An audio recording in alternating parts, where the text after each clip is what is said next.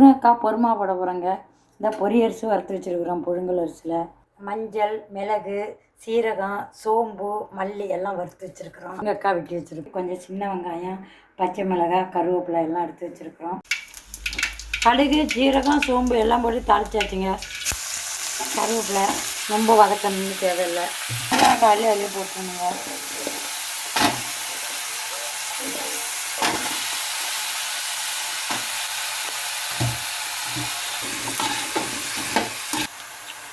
ஒரு சின்ன ஸ்பூனால், ஏன்னா பொரியரிசி போட போகிறோம், அதெல்லாம் அரைச்சி சேர்த்து சும்மா ஒரு 2 ஸ்பூனு ஏன்னா அளவு தண்ணி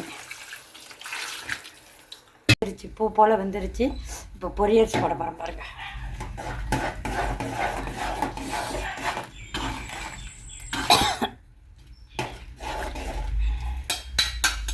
ரெடி. பாருங்க பொறுமா நல்லா எண்ணெய் மேலே வந்துட்டு இந்த பாருங்க திக்னஸாக இருக்கா. பொரியரிசி குழம்பு நல்லா ஆட்டுக்கறி மாதிரி இருக்குங்க.